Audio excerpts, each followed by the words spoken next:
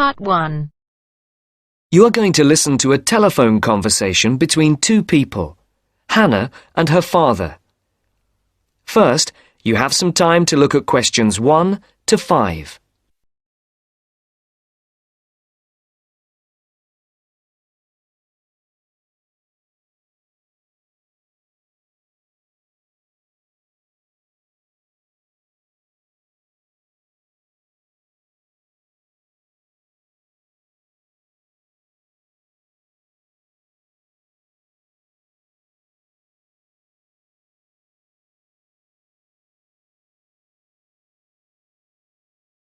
Now listen to the first part of the conversation and answer questions 1 to 5.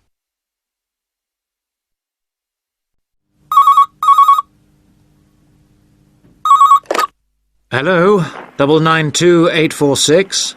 Dad, is that you? Hannah? Dad, I'm phoning... The line isn't very clear. Yes, I know. I'm on a mobile and the signal isn't very good. I'll see if I can move. Is that any better? Yes, that's much better. Just don't move. I'll try not to. Have you found a place to live yet? Yes, I think I have at last. Wonderful. I'm relieved because I'm fed up looking. I didn't think it was going to take me 3 weeks. It hasn't been easy for you. I suppose it's the beginning of the academic year, and you have all the new students looking for places as well. Yes, that's one reason. But this place is also full of new technology companies, and there are lots of young people looking for somewhere to live. And you know what that means. Higher rents as well. Yes, much higher. Well, tell me, how much is it? It isn't cheap for this area. It's £400 a month. That's much more than you had expected. Yes, it is. But I can't face looking anymore. I want a place where I can put my things instead of living out of a suitcase. I don't want to stay in this hotel any longer. I guess not. So, what's the new place like? Oh, it's really, really nice. Oh, good. It's in a very quiet street. It's a second-floor flat with 1 double bedroom, a large living room, kitchen and toilet and bathroom.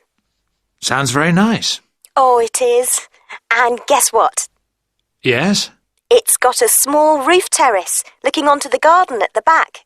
Great! And it's big enough to have my plants and a small table and chairs. Brilliant. Before the speakers continue their conversation, look at questions 6 to 10.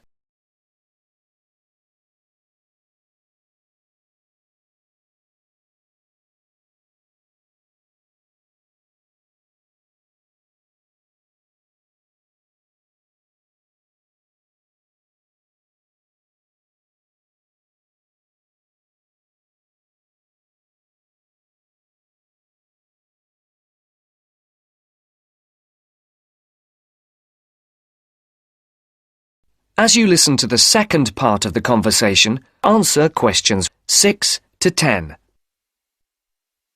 Now, what's the address? It's 22B White Hart Road. 22E. No, 22B. B for banana. Right. And it's White Hart Road? Yes?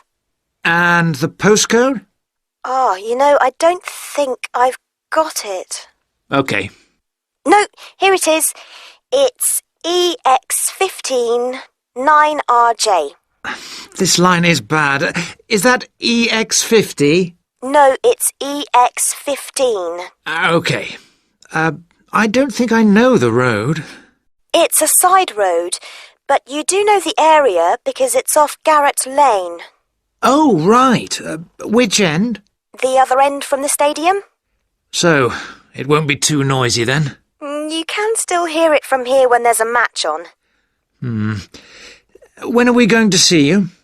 Well, I was going to come down on Friday evening after work, and then we could bring my things by van on Saturday afternoon. I want to move all of my stuff out, to give you and Mum more space. We'll need to hire a van then. It's okay. I'll pay for it. No, don't worry. It'll be a gift from your mum and me. Oh, Dad, it's okay. No, I won't hear of it. We'll pay. All right. Thanks, Dad. And if you're taking everything, we might need to hire a container lorry. Oh, Dad! I'm only joking. I know. I'll hire the van for the Saturday, then. I can pick it up first thing in the morning. Right. And then return it in the evening. Are you sure you don't want to stay overnight? No, I'd best get back the same day. You know what your mum's like. She'll only worry. If I remember rightly, it's about 3 hours by road? Yes, roughly. Well, if we leave by lunchtime, we'll be there mid-afternoon. Okay. Then a couple of hours to unpack. Then? We could go to a nice restaurant round the corner. Definitely. My treat. You're on. But I'll have to be away by about 7:30-ish. Okay. Right then. Mum wants to have a word. I'll see you Friday. Bye, Dad. I'll hand you over to her. Bye. That is the end of part 1. You now have half a minute to check your answers.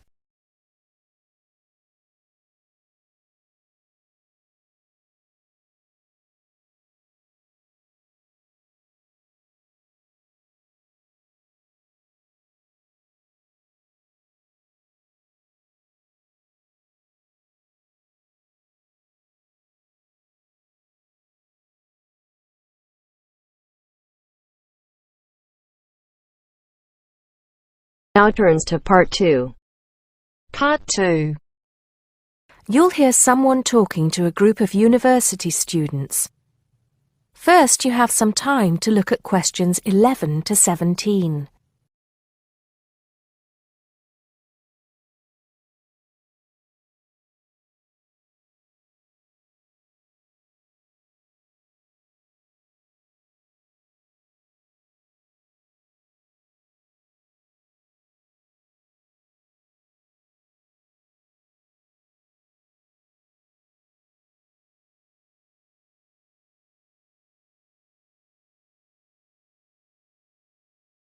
Now listen carefully and answer questions 11 to 17. Good morning, everybody, and welcome to Upton University. I hope you are settling in and beginning to find your way around. I know how confusing it can be when you start life at university, and that's why we have Freshers Week to help you find your feet. Before I go any further, I should perhaps introduce myself. My name is Sally Jackson, and I am the Secretary of the Students' Union, which has organized this week of events for you. You will usually find me in the office on the first floor of this building when I'm not attending lectures. Anyway, down to business. Of course, there are a few things that you are obliged to get done during your first week here. But once you've opened a bank account, if you haven't got one already, seen your director of studies to discuss which courses you are going to take, and signed up with a doctor, there will be plenty of time left to enjoy the events we have arranged for the week. And have we got a lot lined up for you? Throughout the week from Monday to Friday, every morning starting at 10 a.m., there will be orientation and welfare events. These will include tours of the campus, which, as you have probably noticed, is the size of a small town with 9,000 residential students, as well as sessions on developing study skills. We also have tours of Upton itself arranged for you, with a bus leaving from outside this building every afternoon at 5 o'clock. There are a number of interesting things to do and see in and around Upton, so you can expect visits to the castle and museum as well as the popular Ghost Walk. You'll need to sign up for this one, as numbers are limited. Just put your name on the list on the notice board in the entrance lobby. An important event is scheduled for Monday, that's the day after tomorrow, when we will be holding the academic fair. This is an opportunity for you to speak to students and academic staff about the courses that are on offer. The academic fair starts at 1 o'clock, by the way. There are a couple of other fairs that I think will interest you. First of all, we have the Societies Fair on Tuesday the 16th, which I think is an absolute must. You might not believe it, but the university has over 150 societies and sports clubs you can sign up for, so you are sure to find something of interest to you. That also starts at 1 o'clock, and it will be here in the Union Building. Also in this building is the Trade Fair on Wednesday from 2 until 5 in the afternoon. This one might sound a bit strange because you will find a load of banks and other businesses here trying to get your custom. You will find plenty of bargains and, best of all, a lot of the businesses give away stuff for free. Before you hear the rest of the talk, you have some time to look at questions 18 to 20.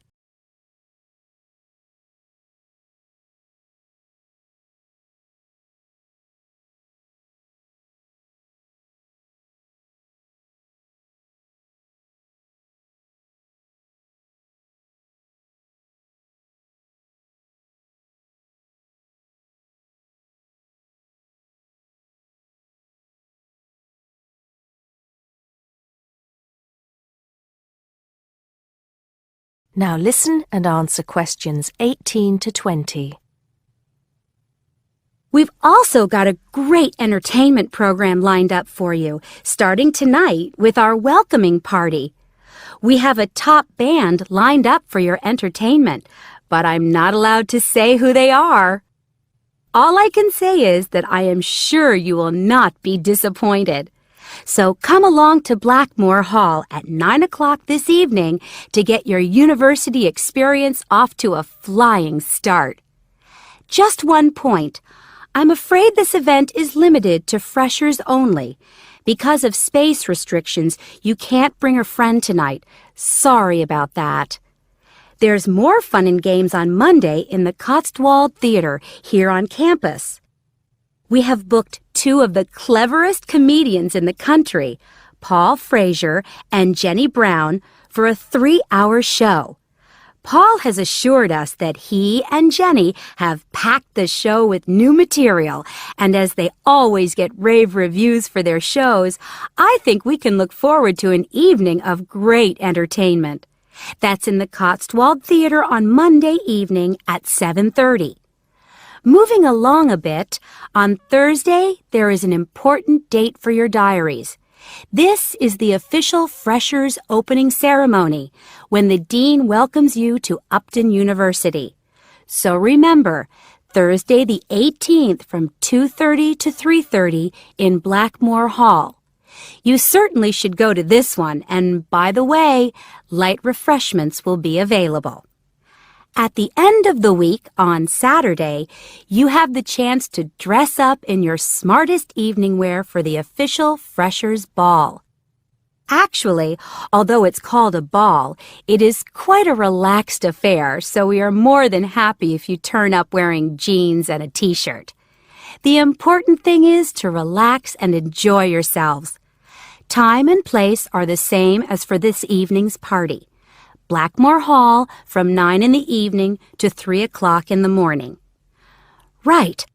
I think I've covered the most important and exciting events we have lined up for you, but there will be plenty of other things going on throughout the week, so remember to check the notice board in the entrance lobby regularly. Enjoy the rest of the day, and I look forward to meeting as many of you as possible this evening at the welcoming party. That is the end of part 2. You now have half a minute to check your answers.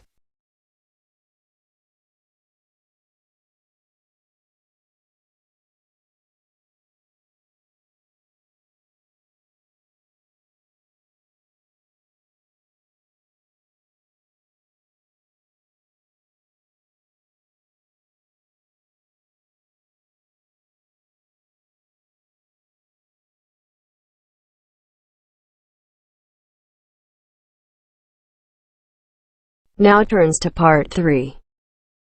Part 3. You'll hear a discussion about a system of writing for the blind known as Braille. First, look at questions 21 to 23.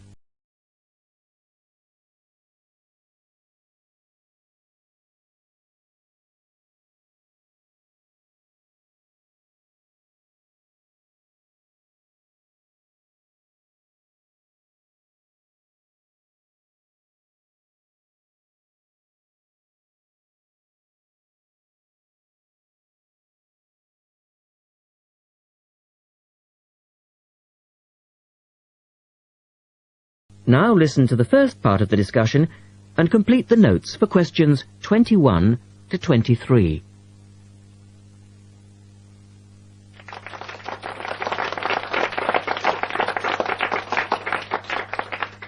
We're very pleased to welcome to our special interest group today Dr. Linda Graycar, who is from the City Institute for the Blind.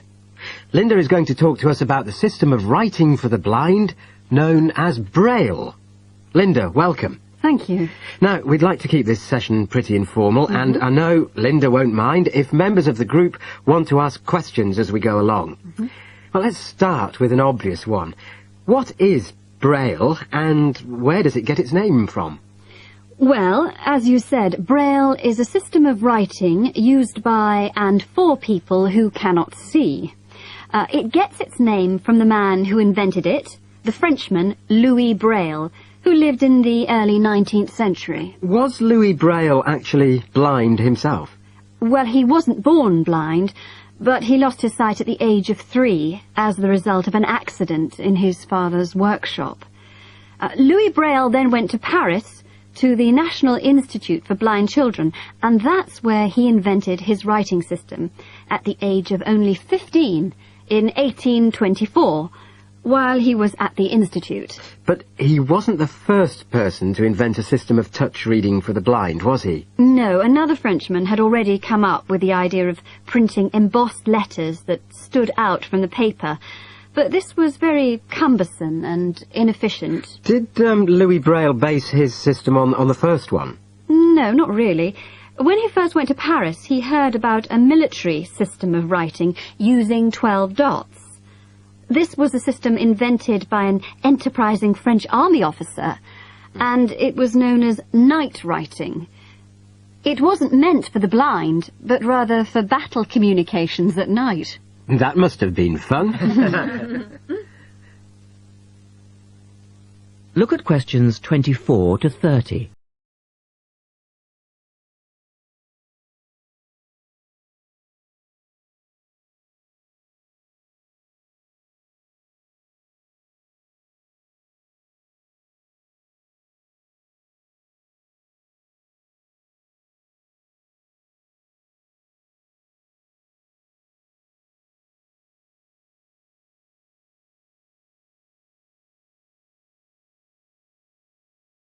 Listen carefully and answer questions 24 to 30.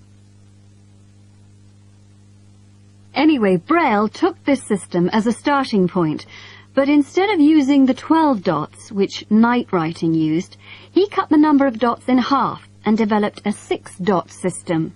Can you give us a little more information about how it works? Well, it's a system of touch reading, which uses an arrangement of raised dots called a cell. Braille numbered the dot positions 1, 2, 3 downward on the left and 4, 5, 6 downward on the right. The letters of the alphabet are then formed by using different combinations of these dots. Yes? So, is the writing system based on the alphabet, with each word being individually spelt out? Well, it's not quite that simple, I'm afraid. For instance, the first 10 letters of the alphabet are formed using dots 1, 2, 4 and 5. But Braille also has its own short forms for common words. For example, B for the word but and H for have.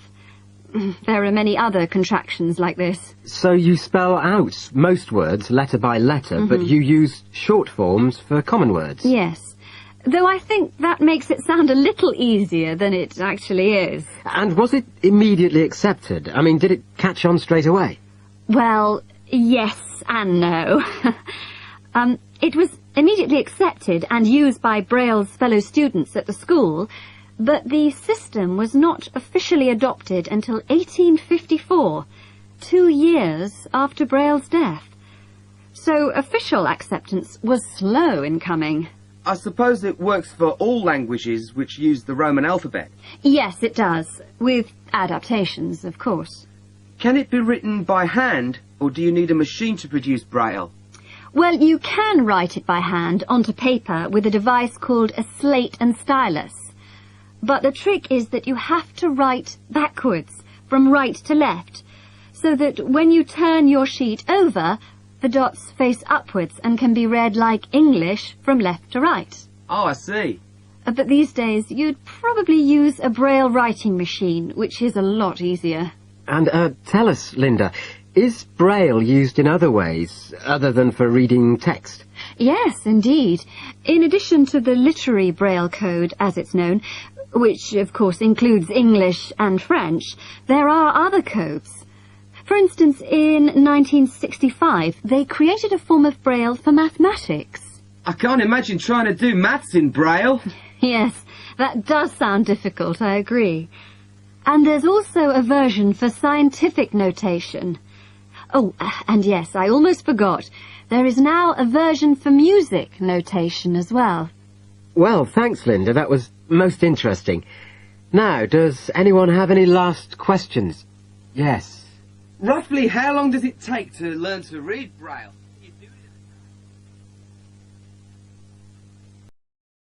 That is the end of part 3. You now have half a minute to check your answers.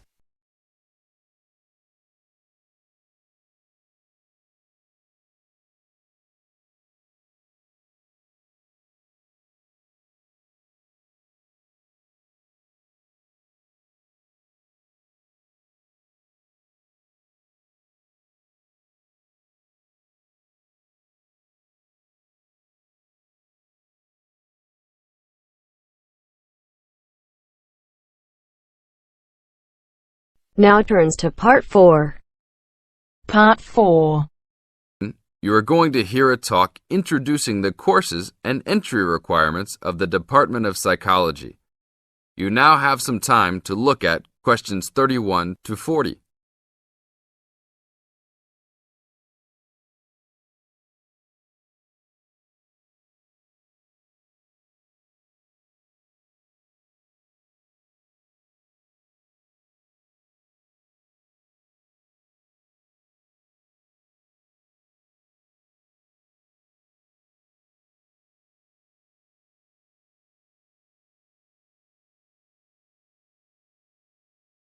Now listen and answer questions 31 to 40.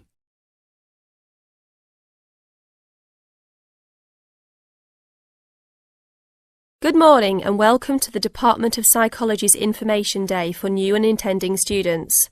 I'm the head of the department and today we plan to give you a clear idea of the main courses we offer, their entry requirements, duration, and the types of jobs you might obtain after gaining these qualifications. During the course of the day, I hope you will take the opportunity to talk to staff and attend information sessions for particular courses that may interest you.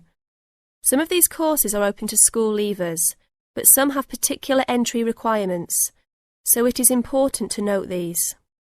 Firstly, the Certificate in Psychology is offered as a 6-month course for those wanting a general introduction to the subject for personal or work-related purposes. There are no specific entry requirements. At undergraduate diploma level, we provide a 1-year diploma in psychology course designed for those already in employment whose work and previous training is not in psychology. There are no particular entry requirements, and students in this course usually take it to help them progress into their careers. For a major in psychology, we offer a 3-year degree course called a Bachelor of Arts, after which students can go on to take other courses if they want to specialise in psychology. The only requirement for this course is the usual undergraduate admission to university. Now, for the more specialised courses in psychology, we offer a master's degree to be taken over 18 months. This can be by research or coursework, but entry to this programme is only through first gaining a degree in psychology. That means you must have a degree majoring in psychology. And lastly, for those wanting clinical qualifications at postgraduate level, we offer a diploma in clinical psychology over a 12-month period, usually called Clinical Psychology Diploma, for short. The minimum entry requirement for this programme is an appropriate honours degree. Now, it's also important that you have some understanding of the types of work these courses can prepare you for, and it's useful to know the relationship between the work you might do after you complete the course and the work of others who have studied different courses in psychology. As I said before, the certificate in psychology is for personal interest or possibly for work-related purposes, but doesn't qualify you in any particular way. Our students in this course can range from women who have stopped work to care for their children and the children have now commenced school, to the support staff in a specialised publishing company. They really vary a lot. The undergraduate diploma usually attracts people working in offices such as banks or in some government departments. If you gain a degree with a major in psychology, again, you are not professionally trained, but this could enable you to undertake further training to obtain professional qualifications, or it might just be part of a first degree that will help you to get a good job that doesn't require particular specialisation at that stage. After completing a master's degree, you would expect to have some specialisation, perhaps in research or on a particular aspect of psychology, such as child development. For those who also have a clinical diploma, there are a wide range of jobs available. Some focus on helping people with personal adjustment or family problems. Others might concentrate more on using psychological tests, or perhaps working in particular institutions, such as those for the mentally ill, or in prisons. There are many other job opportunities, so if you are interested to discuss possibilities with any of the staff today. That is the end of part 4. You now have half a minute to check your answers.